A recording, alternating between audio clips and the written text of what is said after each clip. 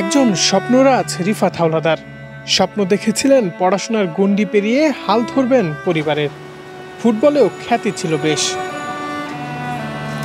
রিফাত পড়াশোনার পাঠ চুকিয়ে হতে চেয়েছিলেন পুলিশ অফিসার, কিন্তু সকল আশা মুহূর্তে রূপ নেয় হতাশায়।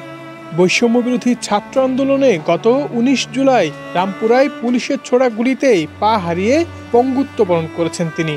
অপেক্ষা করছেন পা হারানোর পেছনে দোষীদের বিচারের। ছোটবেলা থেকে আমি একজন পুলিশ অফিসার হব, তো সেই স্বপ্নটা তো এখন আর নাই। যেই পুলিশ অফিসার আমি হতে চেয়েছিলাম, সেই পুলিশরাই আজকে তাদের চাকরি বাঁচানোর জন্য আমাদের উপরে এই নির্মম গুলিগুলা করে।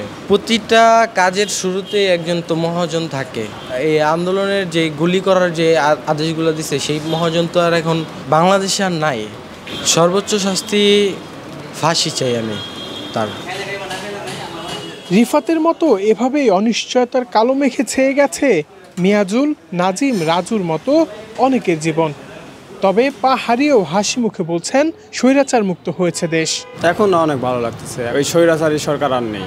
২৫০টিরও বেশি ডিজাইন অপশন নিয়ে ওয়ালটন স্মার্ট ফ্রিজ, বোঝে আপনার প্রয়োজন। এখন পড়াশোনা করে অনেক গরিব ঘরের ছেলেরা এখন ভালো ভালো চাকরি পাবে। অনেক মানুষের পার, অনেক মানুষের জীবন গেছে, অনেকের হাত গেছে। তারা যেটা চাইবো আমি ওইটাই চাই বিচার। এদিকে বুক ভাঙা কান্না নিয়ে নাদিমের মা মরিয়ম বলেন, সংসারের অভাবের কারণে যে শিশু সন্তানকে দিয়ে কাজ করিয়েছেন তার এই অবস্থায় পাশে চান সরকারকে। পাশাপাশি দাবি করেন এ ঘটনার পেছনে সকলের বিচার। আমরা হয়েছি গরিব, সাধারণ গরিব মানুষ। আমার ছেলের যে অবস্থা, এই অবস্থাতেও যে ভবিষ্যতে আর কি পরিণতি হইব, অসহায় অবস্থা বাঁচি আছে।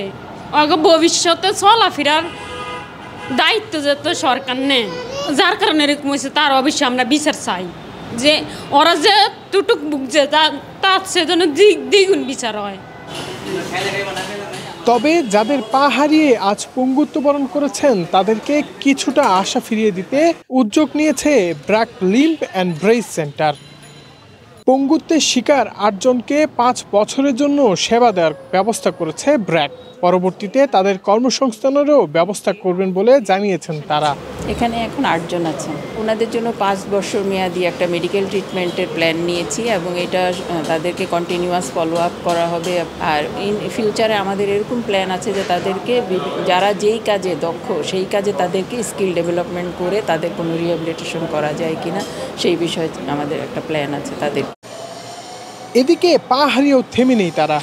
আবারও যদি প্রয়োজন হয় তাহলে অন্যায়ের বিরুদ্ধে রুখে দাঁড়াবেন বলেও জানান তারা। তবে যাদের কারণে তাদের জীবনের এই দশা, তাদের বিচার নিশ্চিত হবে, এটাই এখন সবার প্রত্যাশা। হুমায়ুন কবির মাসুদ, মানবজমিন, ঢাকা।